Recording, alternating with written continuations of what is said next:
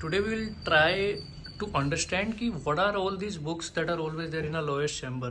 Lawyer के office को कभी आपने विजिट किया हो या उसके चैम्बर में कभी गए तो इतनी सारी बुक्स जो ये रखी होती है, ये बुक्स एक्चुअल में है क्या? तो इन बुक्स में सबसे पहले जो बुक्स के बारे में हम बात करेंगे वो है ये येलो बुक्स।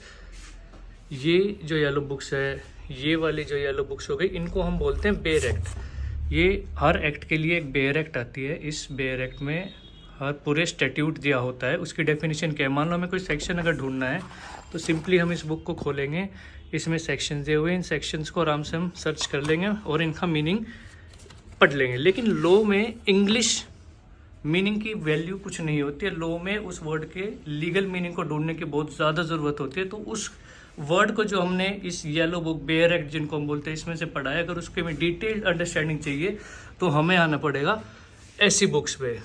ये जो बुक्स है इनको हम बोलते हैं कमेंट्रीज। कमेंट्रीज में क्या होता है कि आप कोई भी जो आपने सेक्शन पढ़ा है उस सेक्शन का डिटेल्ड अंडरस्टैंडिंग कि उस सेक्शन को एक्चुअल में कोर्ट्स ने कैसे इंटरप्रेट किया है, उसका लीगल मीनिंग क्या है, उस काम के लिए हम जो अपने काम में बुक लेंगे उसको बोलते हैं कमेंट्रीज। ये इस तरह की बुक्स कुछ आती है। क्रिमिनल लॉ की कमेंट्रीज है, ये कुछ जजेस ने लिखी हुई है, उनके प्रेसिडेंट्स क्या है वो सब इसमें आता है। अब इन बुक्स को पढ़ते टाइम कुछ केसेस मेंशन्ड होते हैं। उन केसेस को समझने के लिए मतलब कि कुछ साइटेशंस, कुछ केसेस मेंशन होते हैं जिसकी रेफरेंस दी जाती है। उन केसेस को अगर हमें ढूंढना है तो इस तरह की ईयर बुक्स या फिर पहले प्रेसिडेंट्स की बुक्स आती है। इन बुक्स में हमें सारी साइटेशंस और सब कुछ मिल जाएगा।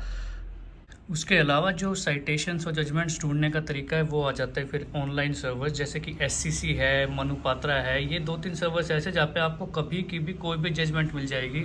सेक्शन वाइज भी आप ढूंढ सकते हैं, आप साइटेशन से भी ढूंढ सकते हैं, आप अलग अलग तरीके से वो जजमेंट्स ढूंढ सकते हैं। जैसे हम क्रिमिनल लॉ के समझेंगे कि ये CRPC की येलो बुक यानी कि बेयर एक्ट हो गई। ये CRPC RV केलकर जो कि बेस्ट कमेंट्रीज के लिए वो इसकी कमेंट्री हो गई।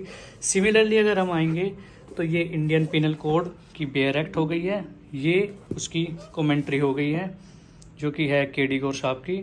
उसके बाद अगर हम आएंगे तो ये इंडियन एविडेंस एक्ट के लिए बेयर एक्ट हो गई है और यही सेम इंडियन एविडेंस एक्ट के लिए बुक हो गई है रतनलाल एंड धीरज लाल की कमेंट्री जिसको हम बोलेंगे। उसके अलावा भी कुछ बुक्स है। इन बुक्स के अलावा भी क्योंकि मैं क्रिमिनल लॉ प्रैक्टिस करता हूँ तो इस क्रिमिनल लॉ के लिए स्पेशल ये बुक्स है। सारी बुक्स एक क्रिमिनल लॉ स्टूडेंट और क्रिमिनल लॉयर के पास होनी ही चाहिए। अलावा अगर आप सिविल लॉ भी प्रैक्टिस करते हैं तो कुछ बुक्स है जैसे कि सिविल प्रोसीजर बाय CK तकवानी हो गई, ऑल्टरनेट डिस्प्यूट की बुक्स हो गई। ये क्रिमिनल कोर्ट की जो बुक है इसमें टोटल प्रोसीजर मतलब इसमें तीनों एक्ट्स को कंबाइन करके एक बनाया गया है। बेसिक लैंड लॉज की हो गई है, ट्रांसफर ऑफ प्रॉपर्टी एक्ट की। ऐसे बुक्स हर सब्जेक्ट वाइज हर कमेंट्री आती है, हर किसी की कमेंट्रीज में पाई जाने वाली सारी जजमेंट्स जो है वो आपको इस सर्वर पे यानी कि SCC ऑनलाइन पे आपको देखने को मिल सकती है। तो ये 3 चीज़ें हर एक लॉयर और लॉ ऑफिस में होती है और होनी भी चाहिए। अगर आप कोई भी लॉ प्रैक्टिस कर रहे हैं या लॉ सीखना चाह रहे हैं तो उसके लिए 3 चीज़ें से होना बहुत ज़रूरी है। पहला आपकी बेयर एक्ट हो गई, दूसरा आपकी कमेंट्रीज हो गई है, तीसरा आपका या तो सर्वर हो गया है SCC और मनुपात्रा जैसा, या फिर जो इनकी रूलिंग्स आती है सुप्रीम कोर्ट रिकॉर्ड्स और रीसेंट क्रिमिनल रिपोर्ट्स वो बाउंड वॉल्यूम्स हो गई। ये सारी चीज़ें होने के बाद आप एक केस पे अच्छे से रिसर्च कर सकते हैं, उसके सेक्शन को पढ़ सकते हैं और सारी चीज़ बहुत आराम से कर सकते हैं।